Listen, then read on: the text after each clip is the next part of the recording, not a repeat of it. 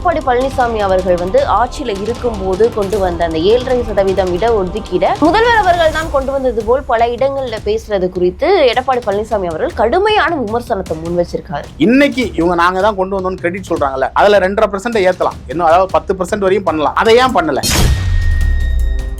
அப்படி இருக்கும்போது இந்த விஷயத்தை அவங்க திருட நினைக்கிறது அவங்களோட கையாளாதனத்தை தான் இதுல வெளிப்படுத்துறதா நம்ம பார்க்க வேண்டியிருக்கு.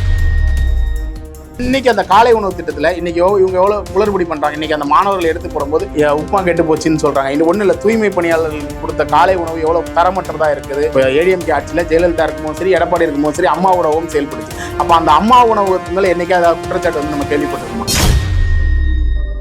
மழைநீர் கால்வாய் பணிகள் நம்ம பார்த்துட்டு இருக்கோம். 5 வருஷமா சொல்றாங்க. இன்னைக்கு ஆட்சி முடிய போது இப்போ என்ன சொல்றாங்க, இன்னுமே அந்த பணி முடியல. நீட்டை ஒழிப்புன்னு சொல்லி வந்தில்ல, ஏன் ஒழிக்கல? நாங்க காங்கிரஸ் ஆட்சிக்கு வரணும்னு நினைச்சோம், காங்கிரஸ் ஆட்சிக்கு வரல, அதனால எங்களால செய்ய முடியலன்றாங்க. அப்ப நம்ம அவங்கள பார்த்து ஒரு என்ன கேள்வி கேட்கணும், இப்ப அடுத்த 3.5 வருஷத்துக்கு பாஜக தான் அடுத்த 3.5 வருஷத்துக்கு உன்னால தமிழகத்துல எந்த ஒரு திட்டத்தையும் செயல்படுத்த முடியாதுன்னா தமிழக மக்கள் உங்களுக்கு ஏன் வாக்களிக்கணும்?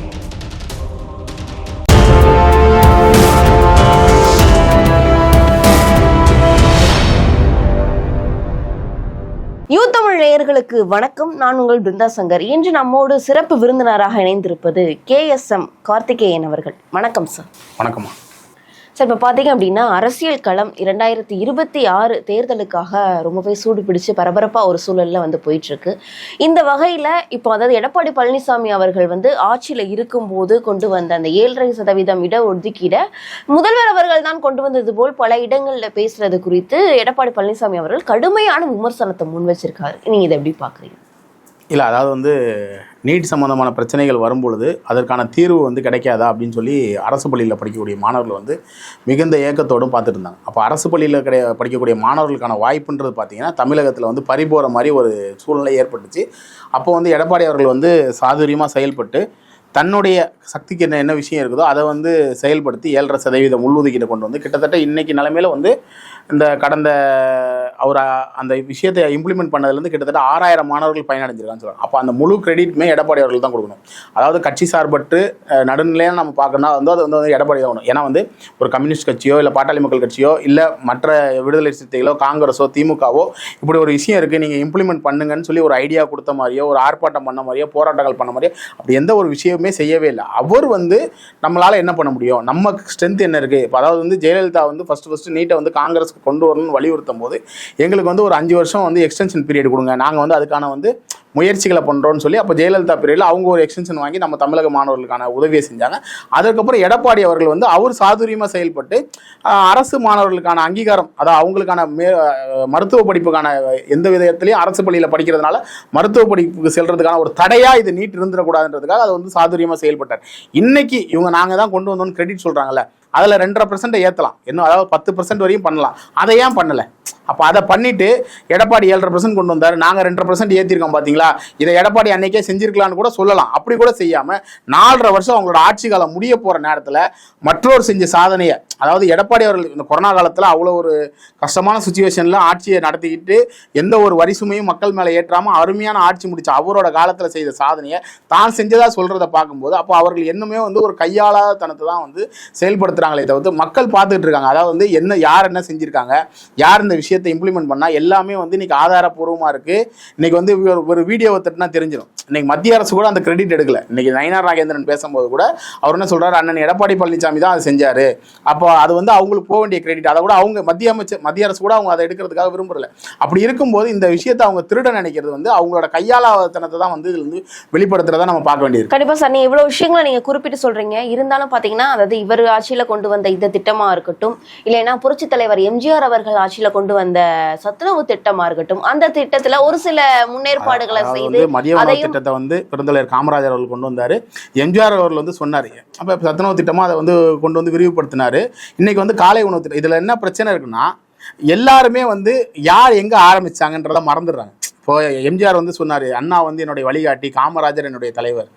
இது வந்து எம்ஜிஆர் சொன்னது. எம்ஜிஆர் என்ன சொன்னார், அண்ணா வந்து என்னுடைய வழிகாட்டி, காமராஜர் என்னுடைய தலைவர், நான் என் தலைவர் வழியில் செயல்படுவேன்னு சொல்லிட்டு அந்த மதிய உணவு திட்டத்தை தமிழகம் முழுவதும் எக்ஸ்பெண்ட் பண்ணி அதை வந்து ஒரு பெரிய புரட்சியை வந்து எம்ஜிஆர் பண்ணார். அதற்கு வித்திட்டவர் பெருந்தலைவர் காமராஜர். அதன் வழியில் சிறப்பாக செஞ்சுக்கிட்டு இருந்தாங்க.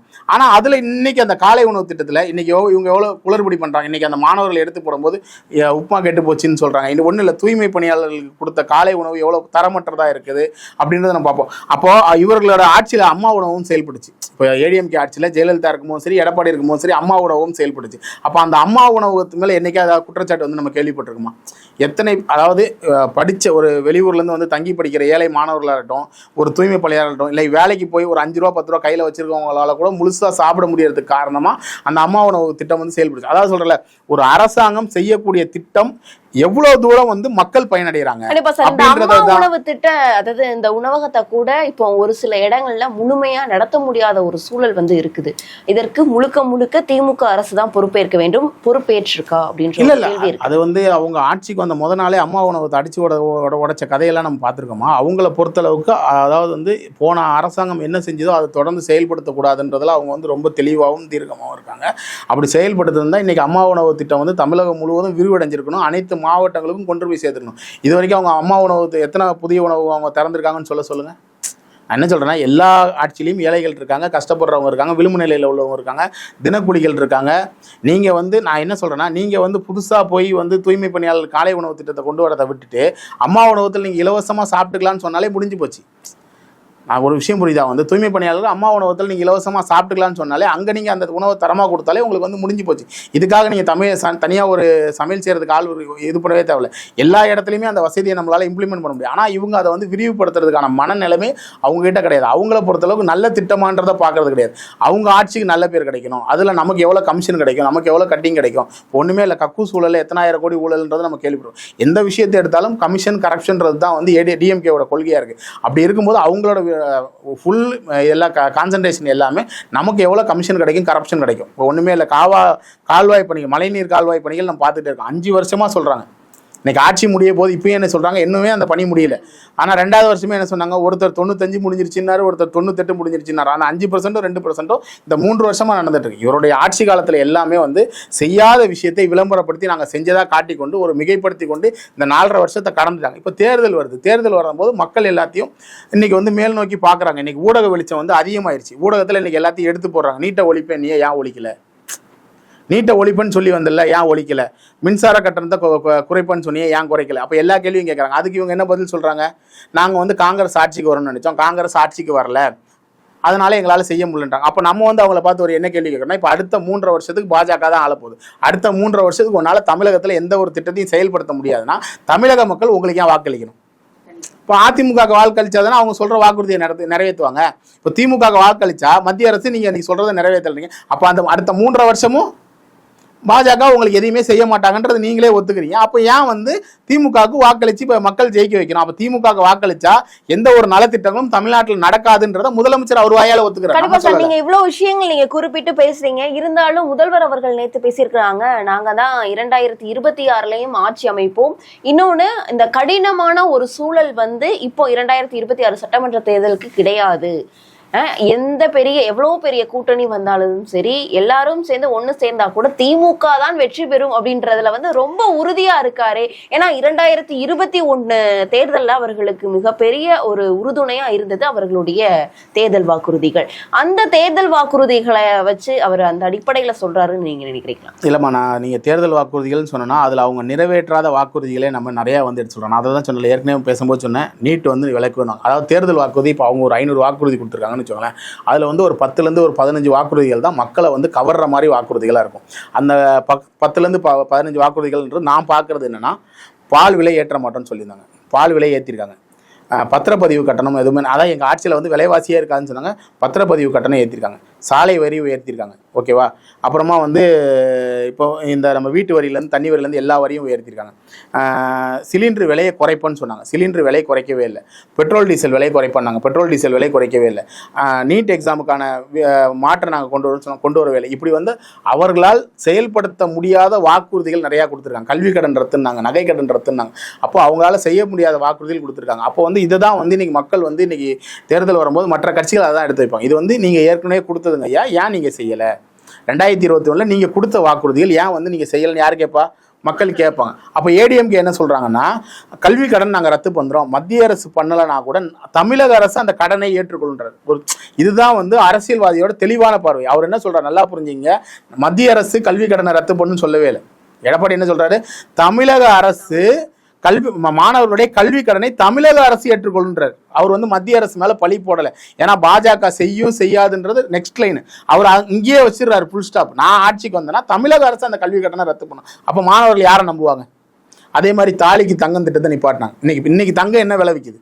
இப்போ நீங்கள் 1000 ரூபா கொடுக்குறீங்க. இன்னைக்கு ஒன்றும் இல்லை, ஒரு கல்யாணத்துக்கு நீங்கள் 1 பவுன் தங்கம் கொடுக்கணும்னா 1,4 லட்ச ரூபா. 1,4 லட்ச ரூபாய் நீங்கள் கொடுக்குற 1000 ரூபாயும் ஒன்றா? இப்போ எடப்பாடி என்ன சொல்கிறார், நான் வந்தால் தாலிக்கு தங்கம் மட்டும் இல்லை, மணப்பொண்ணுக்கான பட்டுவேடி மணமகளுக்கான துணிகள் முதற்கும் நாங்கள் இலவசமாக தருவோம்னு சொல்லி அந்த திட்டத்தை நெக்ஸ்ட் பண்ணார். அப்போ மக்கள் வந்து, அதாவது எடப்பாடியார் போன காலகட்டத்தில் செஞ்சிருக்காரு. நான் திரும்பவும் சொல்கிறேன், எடப்பாடியோட ஆட்சியில் பல நலத்திட்டங்கள், அவர் அந்த 4.5 வருஷம் அவருக்கு பல இடையூறுகள் இருந்தாலும் அந்த 4.5 வருஷத்தில் அவரால் பெஸ்ட்டு என்ன செய்ய முடியுமோ அவர் செஞ்சிருக்காரு. அப்போ வருங்காலத்தில் அதிமுக வந்தாலும் செய்யுன்ற நம்பிக்கையை கடந்த காலங்களில் அவங்க விதைச்சிருக்காங்க. ஏன்னா மத்திய அரசு கூட கூட்டணியில் இருந்தால் இந்த 7.5% எவ்வளோ இடைஞ்சல் கொடுத்தாங்கன்னு தெரியும். இன்னைக்கு வந்து விவசாய மண்டலமாக வந்து மாற்றும் போது மத்திய அரசு எவ்வளோ எதிர்த்தாங்கன்னு தெரியும். இதெல்லாம் மத்திய அரசு எதிர்த்தால் கூட இவங்க வந்து அதையெல்லாம் மீறி தமிழகத்தில் எந்த அளவுக்கு இண்டிவிஜுவலாக எடப்பாடி செஞ்சாருன்றதை மக்கள் பார்த்துட்டு இருக்காங்க. அப்போது எடப்பாடி மேலே நம்பிக்கை வச்சு மக்கள் ஓட்டு போடுவாங்கன்றது தான் நம்ம பார்க்க வேண்டியது. இன்னொன்று, ஆட்சி மாற்றத்துக்கு வந்து நிறைய காரணங்கள் இருக்குது. நான் சொன்னது அவங்க நிறைவேற்றாத வாக்குறுதிகள் என்பது ஒரு பக்கம். மறுபுறம் வந்து பெண்களுக்கு எதிரான வன்கொடுமைகள், பெண்களுக்கான பாதுகாப்பு தமிழகத்தில் எந்த இடத்துல இருக்கு? இன்னைக்கு இளைஞர்களுடைய வாழ்வாதாரம் எவ்வளோ பெரிய கேள்விக்குறியா இருக்கு. தமிழகத்தில் மது பழக்கம் இருந்துச்சு, மதுவுக்கு எதிராகவே இன்னைக்கு டாஸ்மார்க் மூடன்னு சொல்லி பெரிய குரல் எழுந்த போது இன்னைக்கு போதை பழக்கம் இன்னைக்கு தமிழகத்தில் எவ்வளோ தூரம் வந்து தலை வாங்கி இன்னைக்கு போதை கலாச்சாரம் எந்த அளவுக்கு விஸ்தாரமாக தமிழகம் முழுவதும் போதை கலாச்சாரத்தில் எவ்வளோ இளைஞர்கள் சீரழிலாங்க, அவங்களோட வாழ்வாதாரம் என்ன ஆகுது? இப்போ வந்து பல விஷயங்களில் வந்து இன்னைக்கு தமிழகம் வந்து இன்னைக்கு வந்து ஊடகங்கள் வந்து இன்னைக்கு முக்கியமான மெயின் ஸ்ட்ரீம் மீடியாக்கள் வந்து அதை வந்து எடுத்து பேசுறதுக்காக தயங்குறாங்க. இன்னைக்கு வந்து டெய்லி வந்து கொலை நடக்குது, பெண்களுக்கு எதிரான பலாத்காரம் நடக்குது, இன்னைக்கு பெண்களுக்கு எதிரான வாழ்வியல் விஷயங்கள் பாதிக்கப்படுது. அப்போ இதை பற்றிலாம் நம்ம பேச ஆரம்பிச்சோன்னா இந்த 4 ஆண்டுகளில் நம்ம என்ன சொல்கிறோம், எடப்பாடி ஆட்சியோட ஒப்பிட்டு பார்க்கும்போது உங்கள் ஆட்சியில் வந்து இது அதிகமாக நடந்திருக்குல்ல. காவலர்கள் மேலே போஸ்கோ வழக்குங்க, காவலர்கள் மேலே போஸ்கோ. இப்போ இவ்வளோ விஷயங்கள் நடக்கும்போது இந்த ஆட்சியை நம்ம எப்படி சிறந்த ஆட்சின்னு சொல்ல முடியும்? இப்போ முதல்வட்ட இந்த கேள்வியெல்லாம் நாங்கள் வைக்கிறோம். தமிழ்நாடு அரசியல் களம் குறித்து பல்வேறு விவரங்களை எங்களோட பகிர்ந்தமைக்கு நன்றி. நன்றிமா.